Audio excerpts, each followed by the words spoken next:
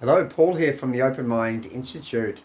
In this second video on self-sabotage, if you missed the first video, I mentioned that self-sabotage is such a huge topic that I couldn't cover it in one video, so I've been breaking it down into three.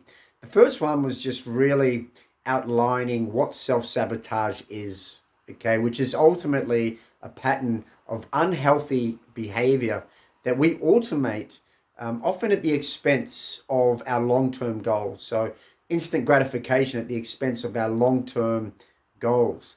In this video, I'll be focusing on the reasons why, what underpins our self-sabotaging behavior, because I think we need to understand that before we can go on to actually overcoming it. Also, in the last video, I asked you to identify what your leading self-sabotaging behaviors are, and secondly, to identify your triggers, right? So what has to happen in your physical world in order for you to cave into your, self-sabotaging behavior. And in the final video, after this one, I'm going to be providing an antidote, a potential tool, a very powerful tool based on evidence that you can use to actually start overcoming your self-sabotaging behaviors, which, let's face it, we all have and can often act as an anchor, right, to the flourishing of our potential and achievement of our long-term goals. So, why do we self-sabotage? A very, very good question. There's conscious self-sabotage, right? Knowing that we're engaging in this indulgent behavior. But then for the most part, there's unconscious self-sabotage. And for that, we have to go deep. We have to deep dive, ascertain, flesh out the reasons why we're self-sabotaging. And I want to give you the example of procrastination, right? A very common self-sabotaging behavior.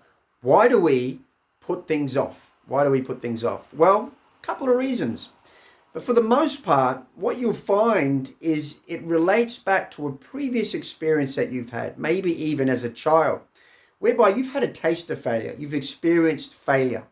Whatever that looked like for you, whether it was ridicule or just feeling as though you weren't good enough, right? And when we have these experiences, they create such a powerful negative emotional charge in us. It gets captured. And our brain, right, develops this automated behavior to act as a kind of defense mechanism so we don't have to endure that pain again. So, why do we put things off? Well, perhaps it's for the fear of failure itself. All right. And what I mean by that is, we're putting things off knowing that if we do so, that will then give us an excuse, right? So we might tell ourselves, well, I couldn't put the hours in at the gym because I just simply didn't have the time, right? If we're a student or if we have a deadline, right? I couldn't do the necessary work because I had these other commitments. So that there is a little bit of leverage that we have, right? Because, again, it acts as a protection mechanism, and also, if we do put in the work, right, that is necessary, and then we still fail, that can also have a massive impact on our self-worth, on our confidence, on what we think about ourselves, our concept of self-identity. So we procrastinate for fear of failure, but in a twisted way, some people also fail, or rather procrastinate because of fear of success, right?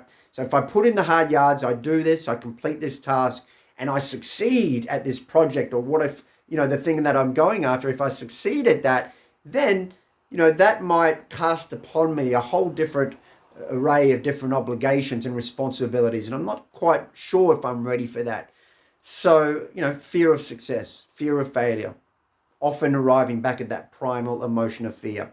So these are the reasons why people procrastinate, yeah? And you have to reflect on what your reasons are behind your self-sabotaging behavior. And that's exactly what I want you to do before the next video. So I want you to identify what your leading self-sabotaging behavior is. I want you to write down your triggers that have to occur in order for that self-sabotaging behavior to take effect. And finally, I want you to do some deep diving and try and flesh out, where does this self-sabotaging behavior come from? And in the next video, I want you to stay tuned. I'm going to give you an antidote to start overcoming your self-sabotaging behavior. That's it from me. My name's Paul. Always keep an open mind. Cheers.